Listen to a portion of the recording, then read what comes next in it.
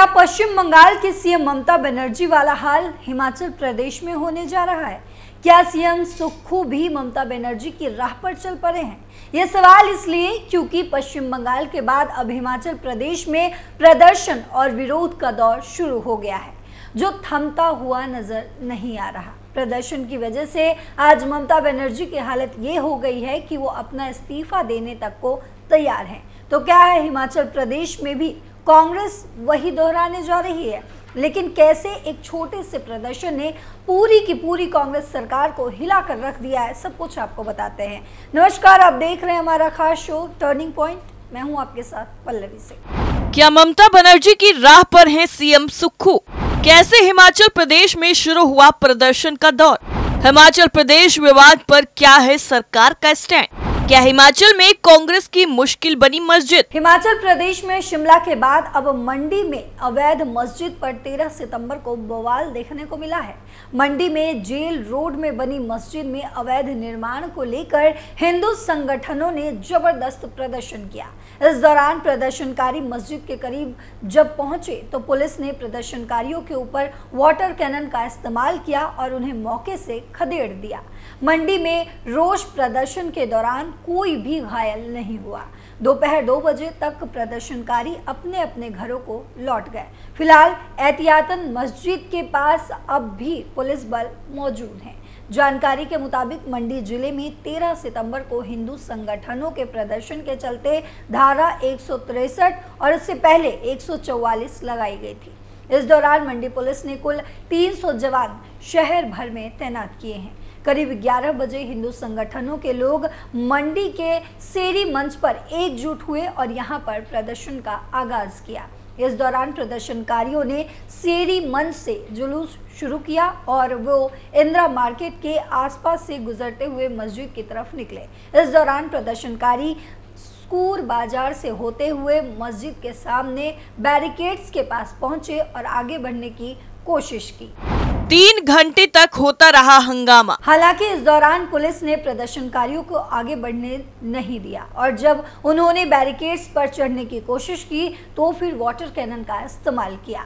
करीब 3 घंटे तक प्रदर्शनकारी यहां पर डटे रहे। इस दौरान डीसी मंडी ने भी उनसे बातचीत की, लेकिन बीच बीच में प्रदर्शनकारी बैरिकेड से आगे बढ़ने की कोशिश करते रहे तो पुलिस लगातार वाटर कैनन का भी इस्तेमाल करती रही। इस दौरान पुलिस प्रदर्शनकारियों को मौके से हटाने में कामयाब रही, लेकिन धारा 163 मंडी शहर में टूट गई। गौरतलब है कि पुलिस ने जेल रोड पर बने इस मस्जिद के आगे से जाने वाले मार्ग को बंद कर दिया है।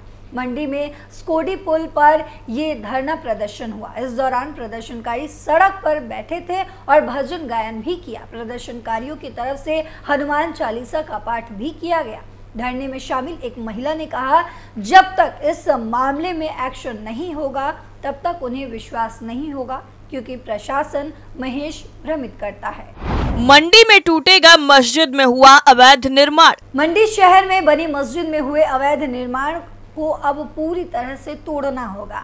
नगर निगम में मामले की शुक्रवार को सुनवाई हुई और अब निगम ने इस अवैध निर्माण को तोड़ने के आदेश दिए हैं। 13 सितंबर को शहर में प्रदर्शन के बीच नगर निगम मंडी की तरफ से मामले पर सुनवाई की गई और इस दौरान नगर निगम के मस्जिद कमेटी को 30 दिन में अवैध निर्माण को गिराने के आदेश भी दिए गए। निगम ने कहा कि मस्जिद कमेटी या तो खुद ढांचा गिराए या फिर प्रशासन इसे तोड़े। उधर 30 दिन के भीतर इस आदेश को लेकर मस्जिद कमेटी के लोग आगे अपील कर सकते हैं।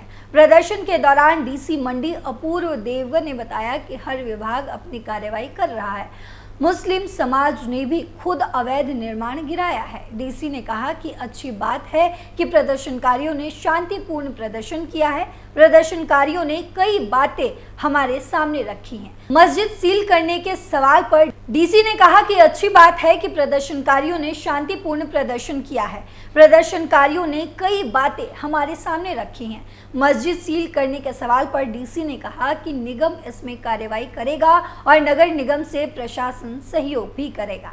डीसी ने बताया कि मस्जिद का बिजली पानी काटा हुआ है और अब निर्माण नहीं हो रहा है। शिमला में सर्वदलीय मीटिंग में क्या हुआ? उधर शिमला और मंडी में मस्जिद विवाद के बाद सुक्खू सरकार बैकफुट पर चली गई है। सरकार पर कई सवाल उठ रहे हैं और इस कारण सीएम सुक्खू ने 13 सितंबर को सर्वदलीय मीटिंग भी की। शिमला में हुई इस सर्वदलीय मीटिंग में कांग्रेस, भाजपा, माकपा और आम आदमी पार्टी के प्रतिनिधि मौजूद रहे। भाजपा की तरफ से विधायक रणधीर सिंह को भेजा गया था और नेता विपक्ष और पूर्व सीएम जयराम ठाकुर ने इस मीटिंग से दूरी बनाई। मीटिंग के बाद सीएम सुक्खू ने मीडिया से बातचीत की और मीटिंग का ब्यौरा भी दिया। सीएम सुक्खू ने कहा कि संजौली मस्जिद विवाद पर सर्वदलीय बैठक मीटिंग हुई है। सीएम ने बताया कि संजौली में एक झगड़ा से पूरा विवाद शुरू हुआ, उसके बाद हालात बिगड़े हैं। कई बार स्थानीय नेताओं के चलते स्थिति बिगड़ी हुई है। सर्वदलीय बैठक में सभी ने माना है कि हिमाचल में सभी को काम करने का अधिकार है और जो भी हो कानून के दायरे में किया जाए। सीएम ने आगे कहा कि किसी समुदाय को हानि पहुंचाने की बात नहीं होनी चाहिए। मीटिंग में एक बड़ा फैसला भी हुआ जिसमें सीएम ने कहा कि स्ट्रीट वेंडर को लेकर विधानसभा की संयुक्त समिति का गठित करने का प्रस्ताव पारित किया गया है। ऐसे में चर्चा के बाद स्ट्रीट वेंडर्स पर पॉलिसी बनाई जाएगी। सीएम ने संजौली विवाद पर कहा कि अवैध निर्माण को कानूनी प्रक्रिया से हटाया जाएगा। ये मुद्दा स्ट्रीट वेंडर का है, ये कोई धार्मिक मुद्दा नहीं है और बाहर से जो लोग आ रहे हैं उन्हें लेकर परेशानी है। हिमाचल प्रदेश एक टूरिस्ट स्टेट है और यहाँ पर सभी का स्वागत है। क्या शांत हो गया अब मस्जिद विवाद? शिमला के संजौली और मंडी में प्रदर्शन के बाद अब मामला कुछ हद तक शांत हुआ है, लेकिन 14 सितंबर के लिए भी प्रोटेस्ट कॉल किया गया है। हालांकि इन दोनों जिलों में पुलिस की तरफ से सतर्कता बढ़ती जा रही है, लेकिन मामला कुछ हद तक शांत भी हुआ है। वहीं एसपी मंडी साक्षी वर्मा का कहना है कि कानून व्यवस्था बनाए रखी जाएगी। विभिन्न स्रोतों से हमें जानकारी मिली है कि कुछ संगठनों ने यहां इकट्ठा होने का आह्वान किया।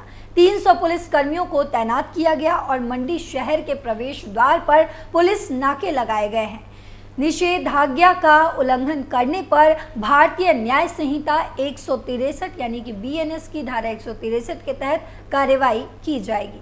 दरअसल जिस मस्जिद को लेकर विवाद है अब उसके बारे में आपको बताते हैं। बताया जा रहा है कि मंडी की ये मस्जिद लगभग 3 दशक पुरानी है और लोक निर्माण विभाग की जमीन पर अवैध रूप से सुरक्षा दीवार बनाई गई है, जिससे स्थानीय लोग नाराज हैं। शिमला के संजौली प्रदर्शन को ध्यान में रखते हुए मुस्लिम समुदाय के लोगों ने खुद ही मस्जिद की अवैध दीवार को गिराना शुरू कर दिया है। ये मामला नगर निगम मंडी की कोर्ट में लंबित है। 13 सितंबर को कोर्ट ने मस्जिद के अवैध हिस्से को गिराने के आदेश दिए हैं और मुस्लिम पक्ष को 1 महीने के भीतर अपील करने का समय भी दिया है। अब चलिए आपको बताते हैं कि हिमाचल के सीएम सुक्खू क्यों ममता बनर्जी की राह पर चल पड़े हैं। प्रदर्शन ने हिला दी ममता बनर्जी की कुर्सी। पश्चिम बंगाल की मुख्यमंत्री ममता बनर्जी का 12 सितंबर को एक अलग ही रूप देखने को मिला, जब उन्होंने लोगों की खातिर इस्तीफे की पेशकश कर दी। उन्होंने कहा कि वो भी आरजीकर अस्पताल के उस डॉक्टर के लिए न्याय चाहती हैं जिसकी हत्या कर दी गई। बनर्जी ने एक प्रेस कॉन्फ्रेंस करते हुए कहा, मैं बंगाल के लोगों से माफी मांगती हूँ जिन्हें उम्मीद थी कि आज आरजीकर गतिरोध खत्म हो जाएगा। वे यानी कि नबन्ना आए लेकिन बैठक में शामिल नहीं हुए। मैं उनसे काम पर वापस जाने का अनुरोध भी करती हूँ। मैं लोगों की खातिर इस्तीफा देने के लिए तैयार हूँ, क्योंकि पिछले 3 दिनों में मेरे सर्वोत्तम इरादों और प्रयासों के बावजूद चिकित्सकों ने बातचीत करने से इनकार कर दिया। पश्चिम बंगाल ने ममता बनर्जी का एक अलग ही चेहरा और अंदाज देखा है। अपने तेज तर्रार अंदाज के लिए जानी जाने वाली ममता बनर्जी कल बेहद नरम, भावुक और हाथ जोड़े दिखाई दी। ये अंदाज, ये चेहरा और ये बॉडी लैंग्वेज पिछले 13 सालों में कभी नहीं दिखाई दी। एक बात पक्की है कि ममता बनर्जी पर आरजीकर अस्पताल की घटना के बाद चल रहे आंदोलन का व्यापक असर पड़ा है। ममता बनर्जी पिछले 13 सालों में इतने दबाव में कभी नहीं दिखी। पहली बार राजनीतिक पार्टियों के अलावा जूनियर डॉक्टर्स का हुजूम सड़कों पर दिखाई दे रहा है। पार्टी में भी आपसी मतभेद शुरू हो चुके हैं। ठीक इसी तरह हिमाचल कांग्रेस में भी घमासान देखने को मिल रहा है और कई नेता हिंदू संगठनों का समर्थन करते हुए नजर आ रहे हैं। वहीं टीएमसी के राज्यसभा सांसद जवाहर सरकार ने इस्तीफा दे दिया है और दूसरी तरफ सांसद सुखेंदु शेखर रॉय बागी हो चुके हैं और अभिषेक बनर्जी से भी मतभेद पनप चुका है। ममता पर पार्टी के भीतर से अंदरूनी दबाव बन रहा है तो वहीं बाहर से गैर राजनीतिक संगठनों के आंदोलन का भी दबाव बन रहा है।